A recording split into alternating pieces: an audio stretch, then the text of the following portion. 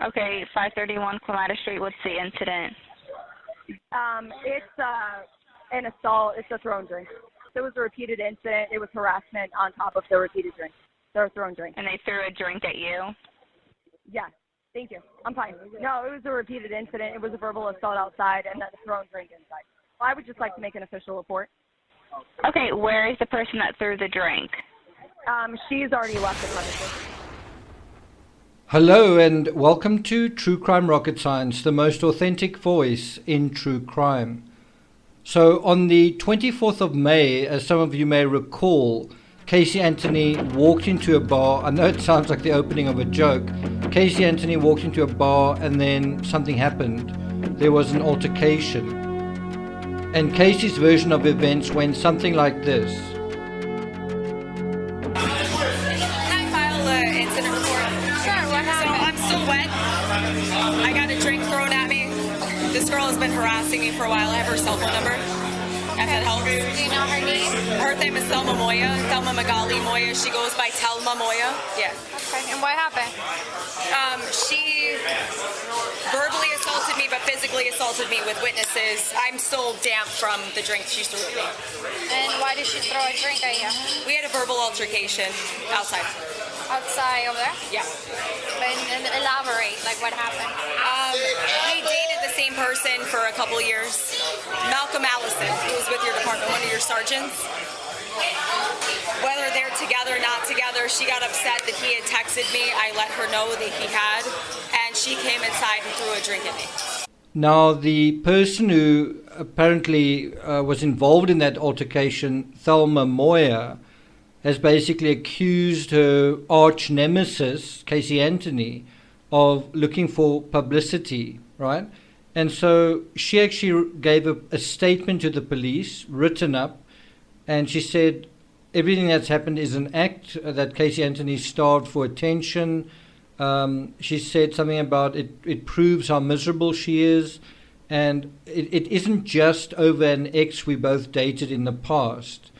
And so I think there's a bit of an admission there that it is about the ex they both dated. And then she's saying, but there's something besides that, right? So I do think that that's quite an important concession, that I do think this was about the same guy that they were both seeing. Moya talks about Casey Anthony losing control, refers to something like her unknowing of my current life, and then, or what I'm doing. And she said that has caused her to do things like this. And, well, I'm not quite sure what she did. I think it is something she said to Moya that resulted in Moya doing what she did. But the thing I want to address in this episode is, did Casey do this for publicity? That is Moya's accusation. And so I think it's quite important to bear in mind where the accusation is coming from. It's not necessarily some independent third party saying that Casey's doing this for publicity. The accusation, the source of the accusation originally is from Moya, and she's kind of saying Casey Anthony staged the incident to help promote a documentary about Caylee, right? And it's quite, I guess, easy to go along with that, to say, oh, yes, it's staged. You know, that's a word people like to use these days. But I think when you go into it, into a little more detail, it turns out that there's something else going on. So just to quote Moya, she says, like her incident report and the camera footage, it'll just be another lie, right? And she's saying that Casey Anthony was actually the antagonizer. You know, she was the one who started everything at O'Shea's, the Irish pub where the cops arrived, and the story has apparently changed quite a few times. It's quite interesting in this small little incident, which doesn't really matter. You have a little bit of a parallel to other things going on. Now, as you heard at the beginning, Casey was saying, I'm still damp from the drink she threw at me, and then she talks about this verbal argument that they had outside. And then Moya sort of has responded saying the only thing from that video that we can both agree on is that it needs to stop. And there again, Moya kind of seems to be conceding that this kind of thing needs to not happen again. And I think that contradicts her saying, well, she did this for publicity. So quite interestingly, Moya didn't deny that the drink ended up on Anthony. She didn't deny that it happened, but she explained how it happened from a different point of view. She said, I walked over to Casey Anthony and I flipped my cup on the table where Casey was playing poker. And because Casey was sitting, the beverage got on her. Oops. Right? And then she said, if I wanted to pour a drink on her, I would have walked over and poured it on her head, which I think shows a level of animosity, doesn't it? So coming back to the original question, the date on the body cam footage is the 24th of May, right? And the documentary on Casey Anthony dealing with the what the juror was thinking about came out on June 4th, 2021. So around about 9 or 10 days later. And this is where I think you've got to use a little bit of logic, intelligence, and common sense. The documentary that came out, as I say, I think it was called Cellmate Secrets, Casey Anthony. That is actually not a very positive portrayal of Casey Anthony, right? It's not really putting Casey Anthony in a positive light. In fact, it includes footage of a juror who said that she regretted acquitting Casey Anthony, saying that her decision haunts her to this day, and there's been a magazine article about that.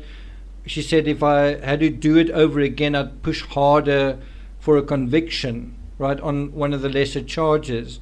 And this juror said, I didn't know what the hell I was doing, and I didn't stand up for what I believed in. So it doesn't really make any sense that Casey Anthony would be trying to get publicity for this particular documentary. Now, where I think there's a bit of a miscommunication or something being lost in translation is Casey Anthony is responsible for, she is participating in a documentary. She is apparently working with producers Tamara Simmons and Ebony Porter Ike. I'm not sure if I'm saying that right, but two producers developing a documentary about the trial that she was involved in. So if Casey Anthony wanted publicity, it would make sense, first of all, to want publicity around this documentary, and we still don't know when it's coming out. But the other thing is, Casey wouldn't need to call 911 to get publicity. She could just call any reporter or just have her producers sort of arrange some kind of publicity, and it would be quite simple. She wouldn't need to call 911. Does that make sense? For those of you who are interested, in March last year, March 12, 2020, there was also a report that Casey Anthony is planning to write a memoir, and that she was knowing, the report sort of says that she knew that her book would be controversial. That's still not out yet, so she's presumably still working on it. And in March last year, apparently she had already completed 3 chapters, so who knows where she is now. In an article in In Touch Weekly, they sort of asked, would there be support from her parents for the book? And then they sort of went on to say George and Cindy haven't spoken to Casey. They aren't sort of on speaking terms. And that something has happened since George was involved in a November 2018 car accident. Apparently in January 2019, after he was in a car accident, Casey reached out to him. This is something George said, I think, on Dr. Oz. But before that, they actually hadn't been on speaking terms. And then he basically said he was happy to hear from her, and, he would like to see her. And he said, I would also like to tell her I'm sorry, I forgive you. I forgive her, and that's hard for me to say. That is what he said on Dr. Oz. So I'd like to hear what you think. Do you agree? Do you agree that this wasn't done for publicity? In my opinion, it was done because of previous incidents and what Casey's trying to do, because she's got some knowledge now of law enforcement and the law.